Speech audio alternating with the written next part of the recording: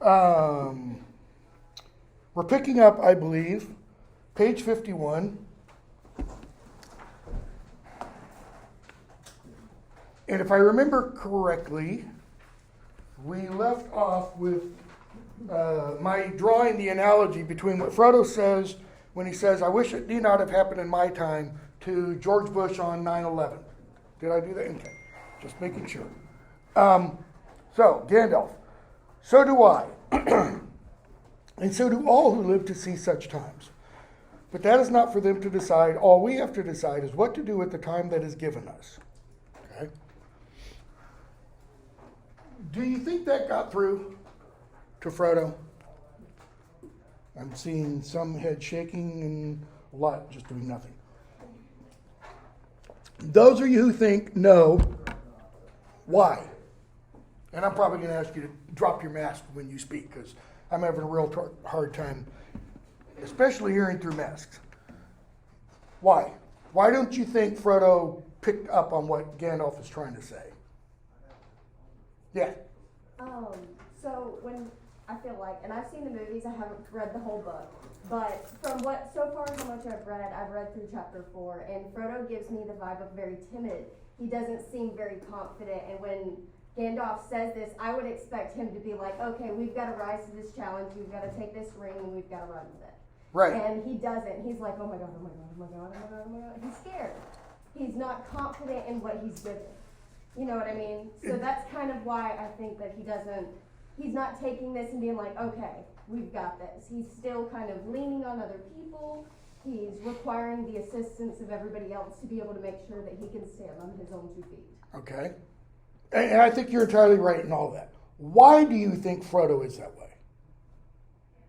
Take a stab at it. Just sort of the nature of hobbits as a people, is that they're very, I have my literal hole in the ground, and I want to stay here, and this is how I want things to go. Describe a hobbit, first of all, physically. And I don't mean this pejoratively to individuals who have the thing I'm going to refer to. He's a midget. And he's essentially being tasked with World War III, okay? Hobbits aren't known for their bravery. One of the interesting, I shouldn't go there because I don't have time. One of the interesting things about, The Hobbit, the book The Hobbit that precedes this, is when Gandalf and the Dwarves show up. I'm going to regret doing that because as soon as I close it, somebody's going to come. When Gandalf and the Dwarves show up at Bilbo's house, same house Frodo now lives in, home, Bag End, they explain what it is they want. They're going on a journey. They want to go regain, at least some of their treasure, if not their lost kingdom, from Smaug the Great, the great dragon and all that kind of stuff. And one of the reasons Gandalf says, we're looking for a burglar is because there aren't any heroes anymore.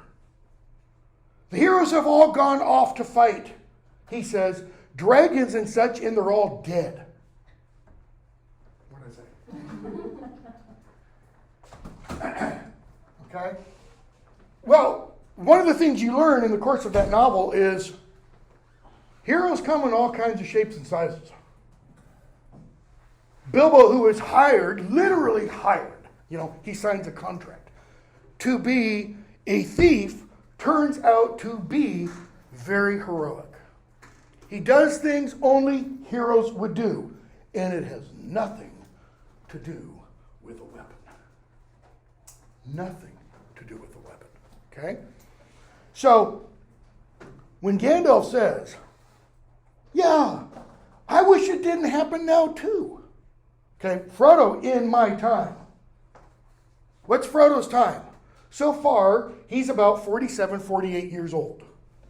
Gandalf, you can multiply that by probably 100.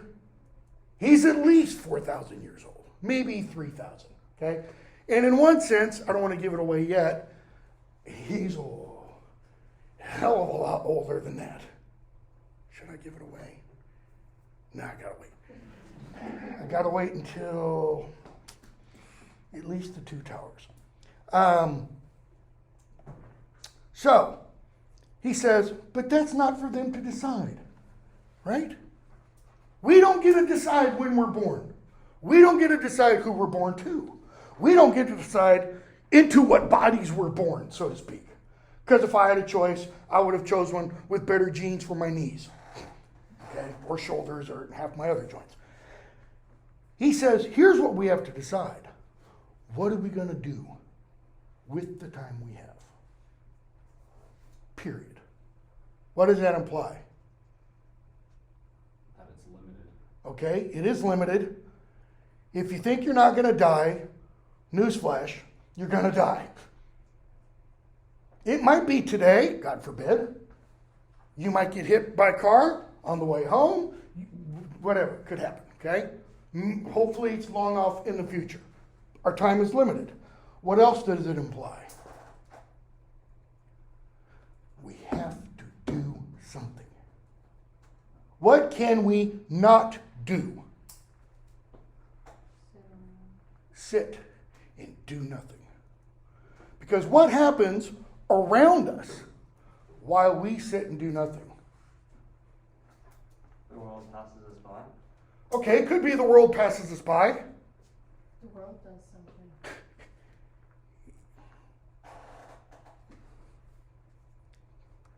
something. Finish the word, still happens. It still happens. We can pretend, oh, it's not going to happen, blah, blah, blah, blah, blah. You know, I try not to get into politics, but sometimes, sorry, I have to. And I'm not talking politics, Republican, Democrat, conservative, liberal, that kind of thing. When the Berlin Wall fell, 1988, 89, the Soviet Union fell apart, 1990 or so, a historian named Francis Fukuyama wrote a book, began as an article, later, shortly thereafter, expanded into a book called The End of History. Because he thought, the Cold War is over.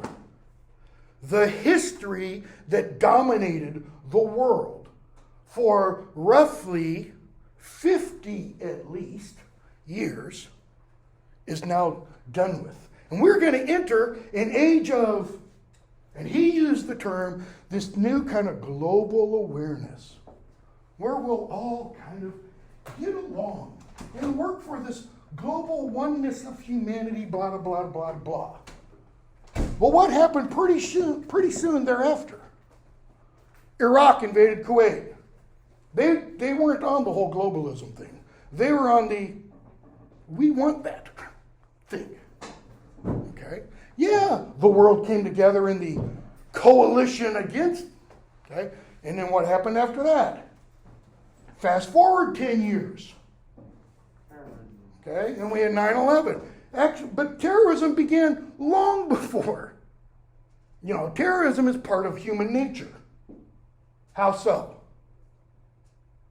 If you don't give me what I want, that's terrorism, right? In the most base, smallest form, it's a threat. I will wreak havoc on you. Or your family, your tribe, your clan, your nation. You know, one of my ancestors, not direct lineal cousins, wreaked terrorism on the South.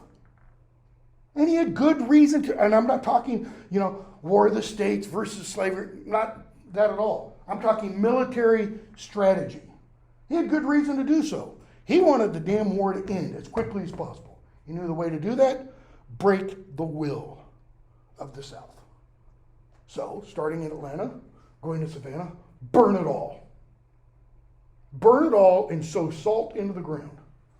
Which is why if you follow the path that Sherman and his troops took, that's not a very good place for growing stuff. The ground is still largely sterile, okay?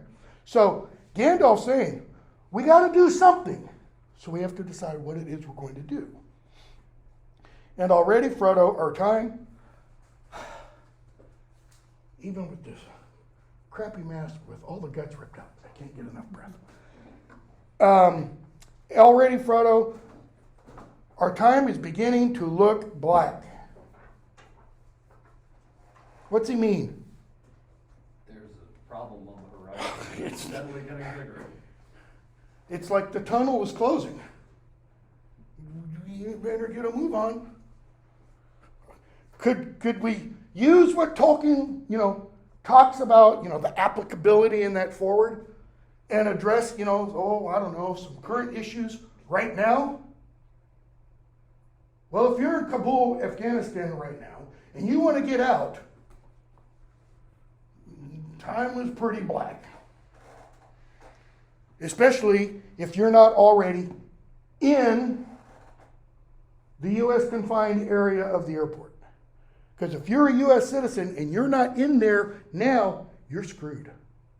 And if you're one of the Afghans who helped the U.S., you're double, triple, quadruple screwed. So, gotta get moving. Time's a wasting.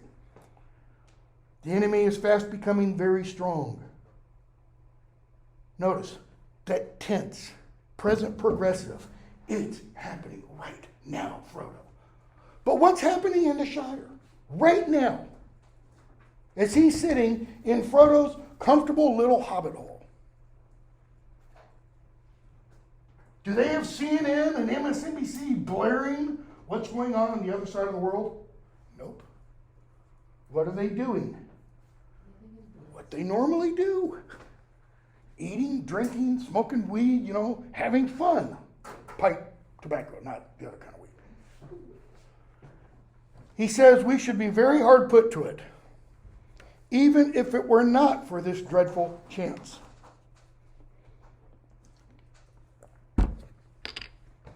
We'd have a really hard time, but we have this one little chance. What's the chance? The enemy still lacks one thing to give him strength and knowledge to beat down all resistance and cover all the lands in a second darkness. He lacks the one ring. Now, should Gandalf at that point need to go into all the background that he does? No. He shouldn't have to go on and talk about the 3 rings that the elves hold and blah, blah, blah. He should just be able to say, and he can't get that ring, Frodo. You got to do everything you can. But he doesn't. He gives a little bit of history and background. So he talks about the 3. He talks about the 7 for the dwarves. He talks about the 9 for the mortal men. They're all enslaved to Sauron now. Sauron doesn't know exactly where the 3 are. Some of the 7 of the dwarves have been lost. Some he might have. Others are unknown. Okay? He only needs the 1. See, and we don't have a thing in the real world today that we can use to analogize the 1 ring to. I don't know, unless you were to combine all the supercomputers in the world and all the greatest algorithms in the world into, a single thing that, if it fell into the wrong hands, all the world could be controlled. Give them about 20 years, probably, So, he goes on and talks about Sauron put most of his power into this ring when he made it. Destroy the ring, and most of Sauron's power is destroyed. In fact, so much of it will be destroyed, he'll be essentially powerless. So, he says, top of the next page, he's seeking it, and all Assad is bent on it. It is his great hope and our great fear. Sauron's thinking, if I get the ring, nobody will be able to withstand me. Frodo, why wasn't it destroyed? Notice, several questions. Why wasn't it destroyed? How did the enemy ever come to lose it? I mean, if he was all powerful with the ring, how did he lose it? If he was so strong and it was so precious to him. He clutches the ring. Gandalf says, it was taken from him. Strength of the elves was greater long ago, blah, blah, blah, blah, blah. He talks about Gil-galad, the last alliance. The ring gets cut off Sauron's finger and such. It was lost. It fell into the river Anduin. He says it paused. It fell out of history, so to speak. And then he does what? He kind of does a one-man play, one wizard play. where he does Diagal in Smeagol. And he tells the history of what happened to the ring when it was discovered by Diagal while he and his cousin, relative, were fishing in the river Anduin. And Diagal finds the ring, and Smeagol says, "It's my birthday, precious," and stabs him and takes it. Okay? And Frodo comes to realize, page 54, Smeagol is Gollum. He's heard about Gollum. Bilbo's told him stories of Gollum. He's never met Gollum. All right? How loathsome, he says. Gandalf. I think it's a sad story. Frodo is repulsed by the mention of Gollum's name. Gandalf says, you should feel sadness at this. And it might have happened to others, even to some hobbits that I've known. Woo, he just put Frodo down. Even more so, he put Bilbo down.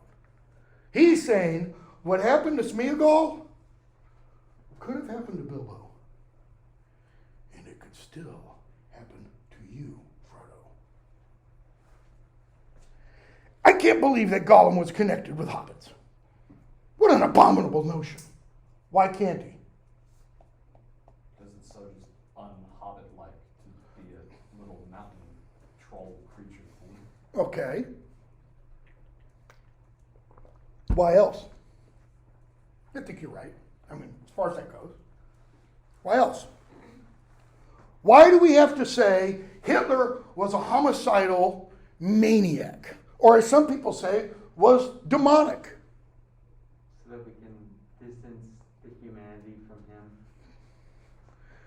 When we can make the thing that we are opposed to not one of us, it makes it a lot easier to do what? Boom!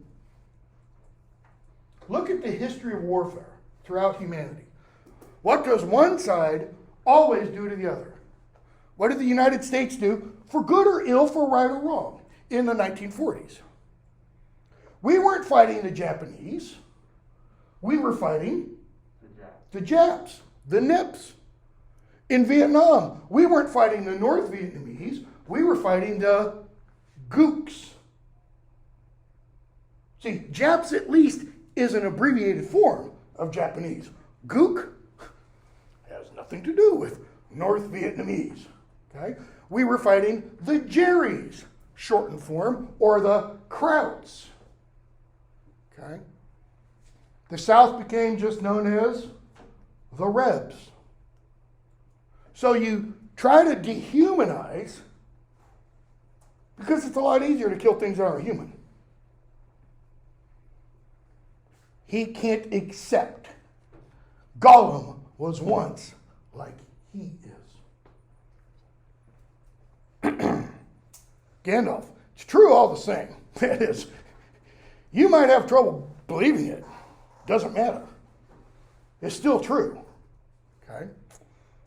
And he says, and I could go on about their origins and such, but he doesn't. So, they keep talking. Page 55. And Gandalf talks about how Gollum came to hate the ring. Frodo, stop. What do you mean? If the ring was as precious, then the only thing he cared for. If he hated it, why didn't he get rid of it or go away and leave it? You ought to begin to understand, Frodo, after all you have heard. That's Tolkien, the gentle professor, Gandalf, the gentle wizard, saying, are you listening? Smack. Wake up. He hated it and loved it. As he hated and loved himself. He could not get rid of it. He had no will left in the matter. Why did he have no will left in the matter? Because a ring of power, Frodo, if possessed by a mortal, ultimately will possess that mortal. Just, a little sidebar. At this point in time, when this part of the novel is occurring, how old is Gollum? Anybody know? over 600 years. They thought Bilbo was long-lived when he had reached the age of 111. Okay? A ring of power looks after itself, Frodo. It may slip off treacherously, but its keeper never abandons it. Not the ring of power, a ring of power. And remember, there are 20 of those, or there were originally. The 3 for the elves, the 7 for the dwarves, the 9 for the men, and the 1 ring to rule them all. Any of those, he says, they can't just willingly, after it takes possession of the individual. Okay? So he says, as far as I know, Bilbo alone in history has ever gone beyond playing and really done it. Bilbo is the only person since the creation of the first ring to ever willingly give it up. What's the theme for this course? Title of this course? The Renunciation of Power. Now, when Bilbo does that, does he know what the ring is? No. He knows it makes him invisible. He doesn't know it's a ring of power. If he had known this was Sauron's one ring, that if he were to claim it, it would give him power, wouldn't give him the same amount of power Sauron has, because the power is partially at least dependent upon your size, the kind of being that you are. And by the way, I don't want to give away too much, Sauron and Gandalf are the same kind of being. Okay? So, he goes on and says, the ring left Gollum. Frodo, what, just in time to meet Bilbo? Wouldn't an orc have suited it better? He thinks it's a game. He thinks it's a joke. It's no laughing matter, not for you. It was the strangest event in the whole history of the ring. There was more than one power at work, Frodo. Okay, what does he mean? More than one power at work. What is at least one of the powers that is at work that Gandalf is alluding to? Ilúvatar? Say it again? Ilúvatar? Yeah, you know this somewhere in it. We'll get there in a minute. The ring. Okay, notice also what he is implying about the ring. What does it have? A will. A will. It has volition of its own. In fact, at one point in the novel, we are going to have an image, see an image. And apparently, depending upon one way of reading that portion of the text, the ring is going to speak. It's like, Twilight Zone. There was more than one power at work, Frodo. The ring was trying to get back to its master, Sauron, so it ditched Gollum after several hundred years. It had slipped from Isildur's hand. Sorry, people, when I post this to YouTube, there's going to be somebody who's going to want to comment, but I've turned off all comments, who's going to say, you're not pronouncing the name right. Isildur, okay? When he cut the ring off Sauron's finger, he claimed it for himself. We're going to find this out in the Council of Elrond. But another great battle, Isildur is wearing the ring and he loses it. It falls off his finger. And he's suddenly visible and he becomes a pincushion for orc heroes. So, it had slipped from Isildur's hand, betrayed him. Then when a chance came, it caught notice, it caught Diagal. It's like the ring is down there, the bottom of the Anduin River. Smeagol and Diagal are in their little boat fishing, and the ring kind of goes, Diagal, look this way, and he was murdered, and after that Gollum, and after it had devoured him, it could make no further use of him, so it slipped off his finger. Just in time for Bilbo, who has just woken up from being unconscious, stumbles around in the dark and finds a ring. And Gandalf says, top of page 56, behind that there was something else at work beyond any design of the ring maker. Design of the ring maker, that refers to Sauron. That is, something was at work behind Sauron. So, here's Sauron. Here's, Middle Earth down here that he is part of. Gandalf is saying there is some power back here. I can put it no plainer than by saying that Bilbo was meant to find the ring. Okay? So if something is meant to happen, what's behind that verb meant? To mean. What does every verb require? No. An agent. Verb is a word of action. Well, you don't have action unless there's something doing the action, right? I mean for you to all love this class and get, A pluses, etc. Well, that might be my intention, but what do you all also have to do? Something, all right? So he says Bilbo was meant to find the ring. That is, there is a mean or, like the OR ending on actor or the ER ending on teachor. They're the same ending, by the way, just spelled differently. And not by its maker. Gandalf is saying Sauron did not want or intend for Bilbo to find this ring. Something else behind Sauron did.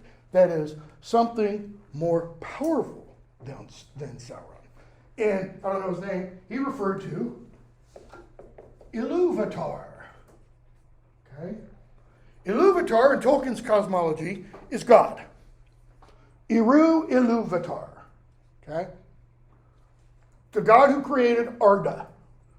Who created Arda by first creating what are called the Ainur. Okay? And each of the Ainur is like a musician in a symphony.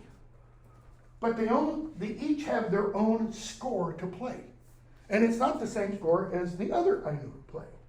And the score that each one is playing is the score that each of them was created inherently with. And so they all start singing, so to speak. And it's just this fantastically beautiful symphony, except for this one who doesn't want to play the music that he was kind of created to play. Instead, he introduces discord into the harmony, right? His name is Melkor. He will later on get a new name called Morgoth in Middle-earth. What do we know that person as? Here. Because the cosmology is based on our cosmology, or is based on Tolkien's Catholic Christian cosmology. It's Satan. All right? If you want to understand how all that works together, read the Silmarillion, especially the opening book. It's not the Quintus Silmarillion, because it's before that. Music of the Ainur. Thank you. Okay? This is the power that he's referring to. God is never referred to in the Lord of the Rings. Jesus is never referred to in the Lord of the Rings. Mary and the saints are never referred to in the Lord of the Rings. There is no crucifixion, there's no incarnation, there's no, transfiguration, none of that. And yet Tolkien, in one of his letters, responding to a person, said that the Lord of the Rings, hold on a second, the Lord of the Rings is fundamentally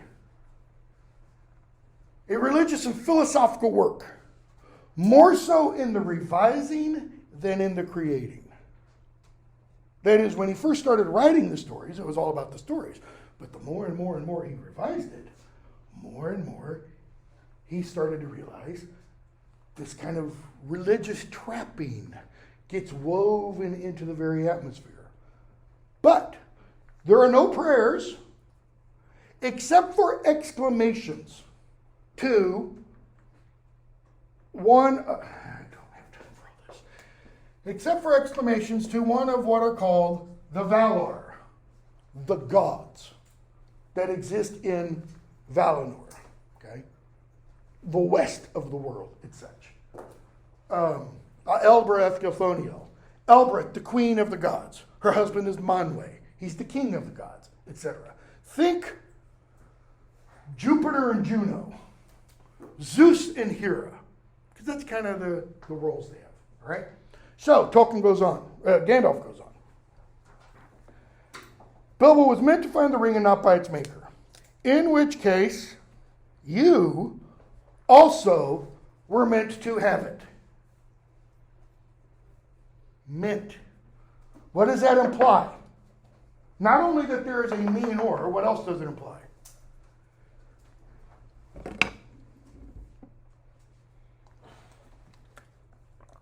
I'm not picking on anybody. I'm not picking on any religious tradition. I'm just giving you an example. So if you're offended, don't be.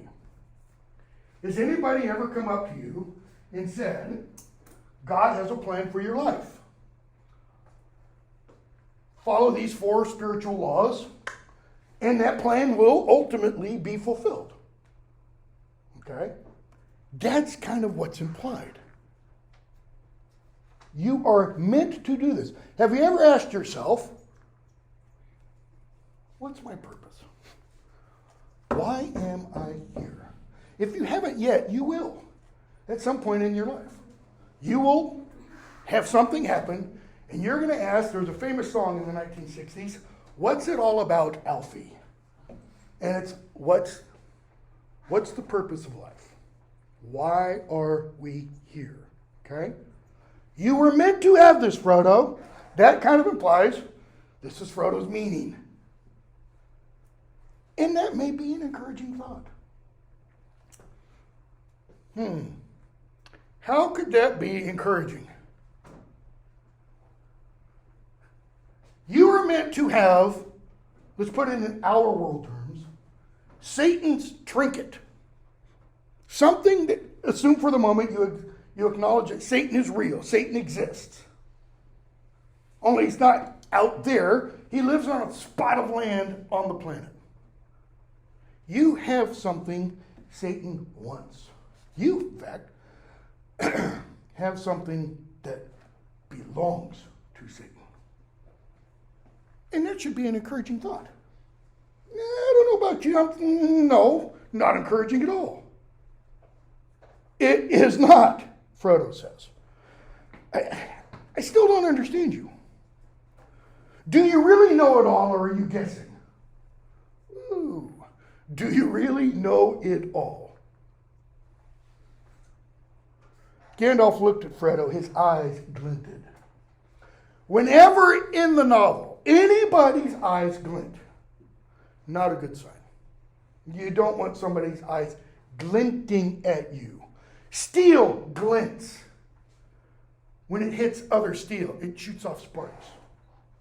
This is Gandalf, who the hell do you think you are? Asking me, do I really know it all? Frodo doesn't know what Gandalf is. I knew much and I have learned much, but I'm not going to give an account of all my doings to you. Puny little. So he goes on and says, the history of Elendil and Isildur and the One Ring is known to all the wise. Your ring is shown to be that one ring by the fire writing alone, apart from any other evidence. In other words, I could have skipped all the stuff about Gollum. The very fact that your ring has inscribed inside, one ring to rule them all and in the darkness bind them, means it's the ring. Okay? Frodo, when did you discover that? Smack. Hello? When we threw it in the fire and we could read it. Okay? So they go on, they talk quite a bit longer. Gandalf actually says, well, I captured Gollum, or we captured Gollum, a friend of mine, and I questioned him. Okay? Page 59. And I found out when Bilbo left with Gollum's ring, What did Gollum do? Did he sit in his hole under the misty mountains and mourn and, cry and weep? No. For the first time in hundreds of years, he left the darkness and he went out to look for the ring. And that ultimately drew him where? He went to Mordor. And he was questioned by Sauron. By Sauron himself. And what did he reveal to Sauron? 2 names. The Shire. Baggins. Filthy little Baggins, So now Sauron knows there's a place called the Shire. It's so insignificant, he probably doesn't know where it is when Gollum told him that. But he also knows the name of Baggins. And he knows the ring is still in existence. He knows it's a great ring, blah, blah, blah, blah. Frodo, exact middle of page 59. Told you this chapter would take a long time. But this is terrible. Far worse than the worst that I imagine from your hints and warnings. O Gandalf, best of friends, what am I to do? For now I am really afraid. What am I to do? What a pity that Bilbo did not stab that vile creature when he had a chance. What a pity that Bilbo did not stab that vile creature when he had a chance. See, back in The Hobbit, Bilbo had the opportunity. Once he realized what the ring did, he could have killed Gollum. But he reasons, just before he thinks about doing it, there's no need to. I can escape without killing him. And so he does. Why does Frodo say, man, it's a pity he didn't kill him? Is it because he thinks Bilbo should have needed to kill him back in that cave 60 years previously? It Nope. would solve a lot of his problems. Exactly right. Because if Bilbo had taken care of Gollum 60 years ago, I wouldn't be in the predicament I'm in now. True or false? In terms of the totality of the predicament he's in. False. There is some truth to it. What's the false part? So he's still meant to have it and it would have come to him anyway? He would still have the ring. Bilbo still left. Okay? Possibly. Because Gandalf's going to say something in just a moment. If Bilbo had used the ring to kill Gollum, how would that have changed Bilbo's taking possession of the ring? He didn't start it with good intention. He would have used it for the exact same reason Smeagol got it. He killed his friend to take it. Bilbo would have been killing someone he didn't need to kill to keep it and to escape. So, pity? It was pity. And notice, Frodo said, what a pity, lowercase p, that Bilbo did not stab that vile creature. Gandalf, pity, capitalized. Why? It's the beginning of a sentence, a single word sentence, a single exclamation. But then it was pity, and Tolkien capitalizes the P. In other words, we're not just talking about everyday ordinary pity, feeling bad for somebody. It was pity that stayed his hand. Pity, comma, and mercy. Not to strike without need. What's the difference between pity and mercy? They're not the same. They're not synonymous.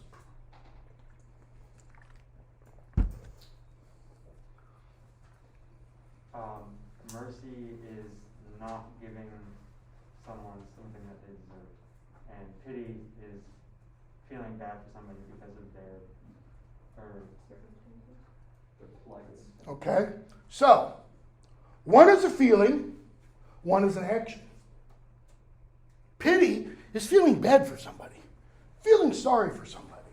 You know, you get off the interstate and there's somebody holding a piece of cardboard. out of work, hungry, no food. Pity is, man, sucks to be like that. Mercy is what? Pulling the wallet out, handing them some money. Because mercy implies having some kind of power or control that can change a situation. It can mean, somebody is judged guilty.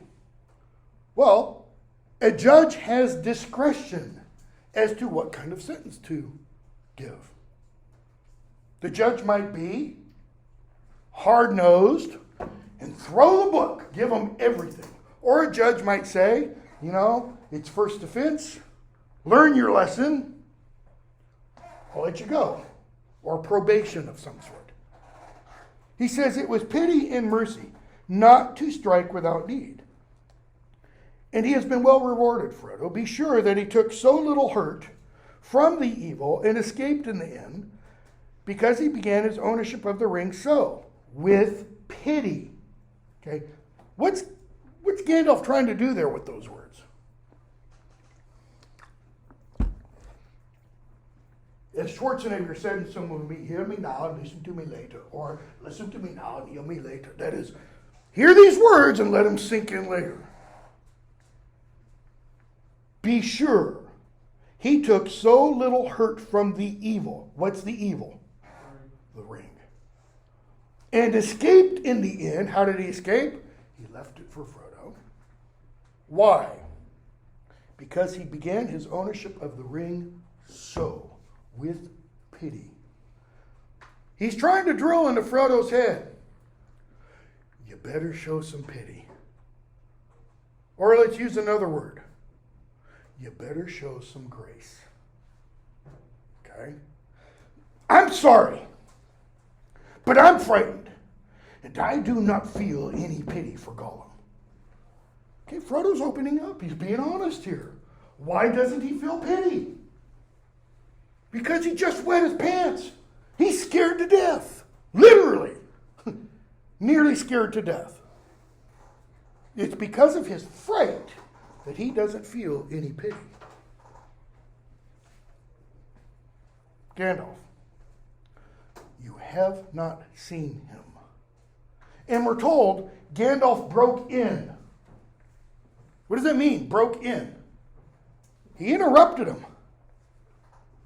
Frodo was going to keep going, and Gandalf, you haven't seen him. The implication is, when you see him, you will feel pity, right?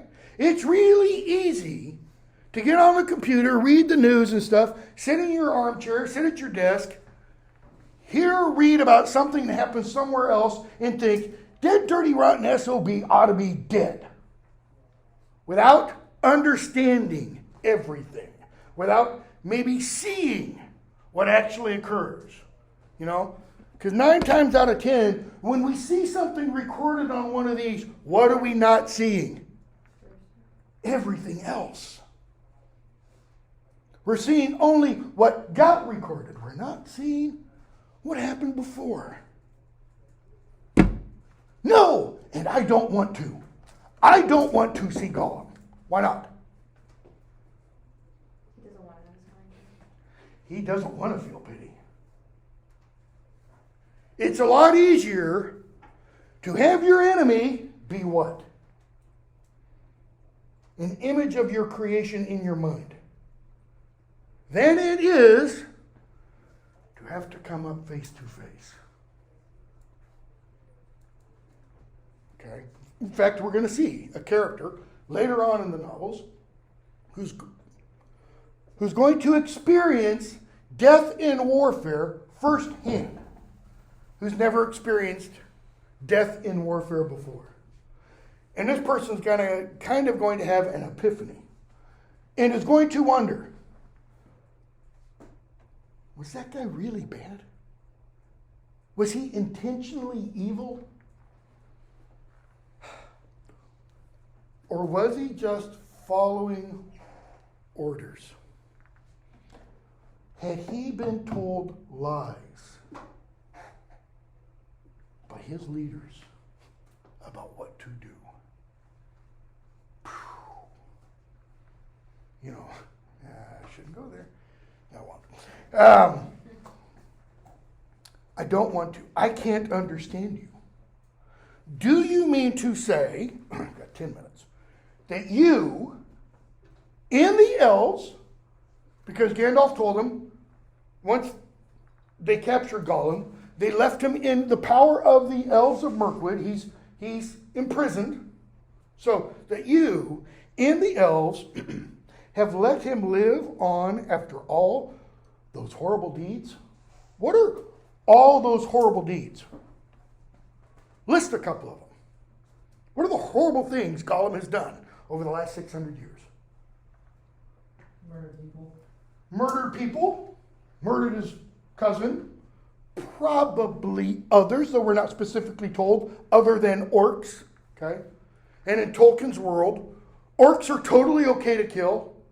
There's nothing redeeming about them. There is nothing redeemable about them. They are, Hillary Clinton used the phrase irredeemable and deplorables. They are the real irredeemable deplorables. There's nothing that can be done for them that would help them. Okay? Yeah, those. What's the real horrible thing he's done? Told Sauron about Bilbo. He gave my name and address to Sauron. Okay?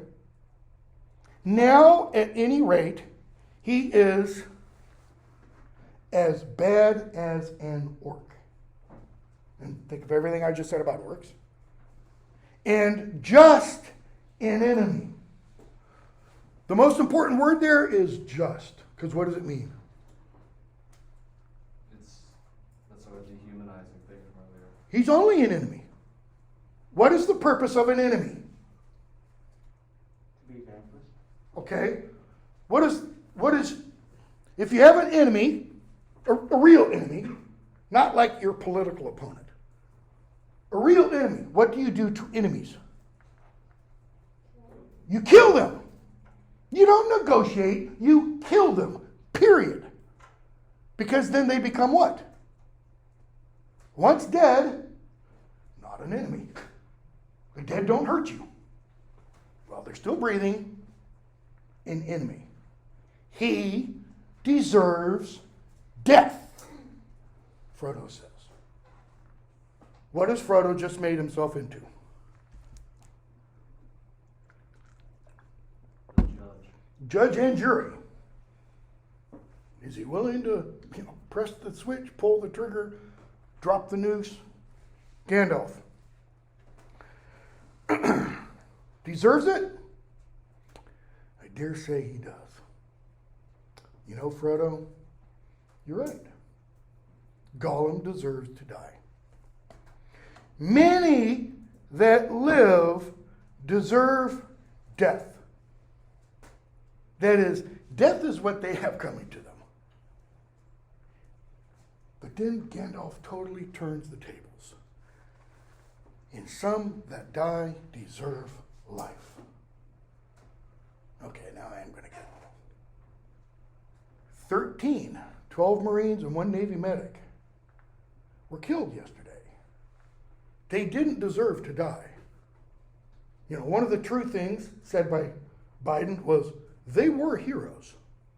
They died doing what? Trying to facilitate. Helping others. that direction.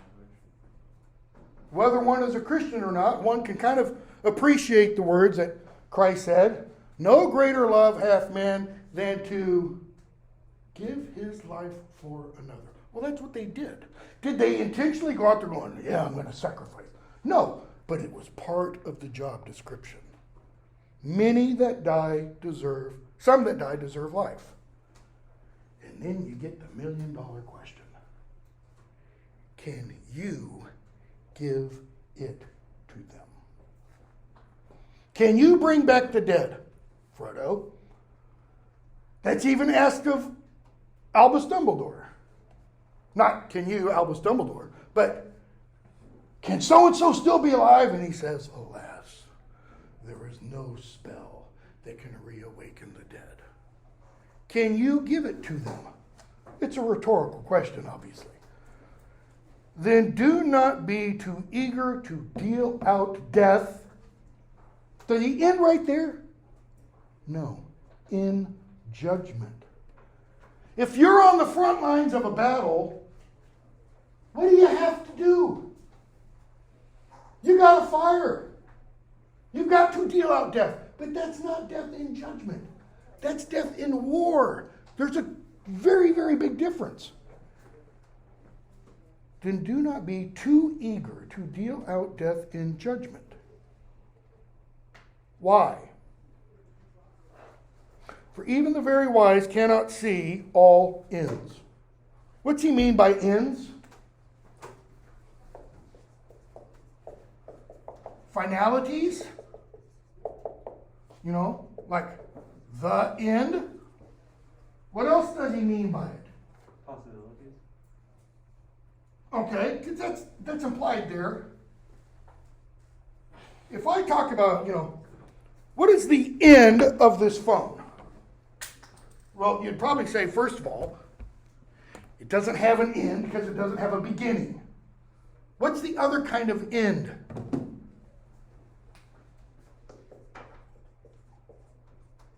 Purposes.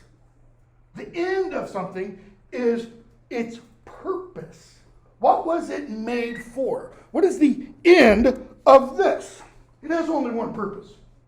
It's to hold water or to hold liquid. Okay? Don't be too eager to deal out death in judgment. Why? For even the very wise cannot see all ends. They cannot see all outcomes, and we don't know all the purposes. I have not much hope that Gollum can be cured before he dies, but there is a chance of it. What? What has he just told Frodo? That there's a possibility that Gollum could be restored to the not killing things state.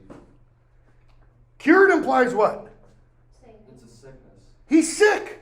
Saving. Thank you for using that word. When you cure a ham or bacon or any other kind of meat, what are you doing? You're preserving it. But for what purpose? To be eaten later. In other words, you're saving it. Tolkien doesn't use the word, I have not much hope that Gollum can be saved before he dies. Why? Too religious. Too overt. Cured, however, that works. Because it implies he's sick. It's also religious. The Eastern Orthodox Church, the Eastern branch of Christianity, Greek, Russian, all those kinds of, I'm Eastern Orthodox. They don't look at sin, or the fall of Adam and Eve as a judicial, a legalistic thing. Oh, Adam sinned, he broke the law, therefore God's got to hit him with a hammer. We look at sin as an illness. It is think of the real word, dis-ease. See, before sin, everything in the garden was easy. And then sin entered, and it became diseased, uneasy. And according to that tradition, that's why we're in the case we're in now. But a cure is available. Gandalf is saying, I think he can still be cured, possibly. So what? Notice, Gandalf is concerned for Gollum's, let's use this other word, saving, his salvation, his being restored to health, as you put it. Why? One little tiny person in the vast myriad of people. Because that one little tiny person is important, is significant. Okay? And he is bound up with the fate of the ring. Oh yeah, there's that part too. His dealing with the ring isn't over, Frodo. He says, my heart tells me he has some part to play, for good or ill, before the end. And when that comes, the pity of Bilbo will rule the fate of many, not least yourself. Okay? So, Frodo again, still, why did you make me destroy it? Why did you make me get rid of it? It's like, come on, listen. 1, would you have been able to? 2, no, you couldn't. Your little fire didn't even heat up. Okay? So, yeah, we're out of time. We'll pick up, whatever day, Monday, on page 61 and finish it quickly. And we'll probably go straight from there just about to, yeah, I gotta talk about Tom Bombadil at least a little bit. Hold on a second. Let me look at the syllabus real briefly. Make sure I've got the right class. 23, 25, 27.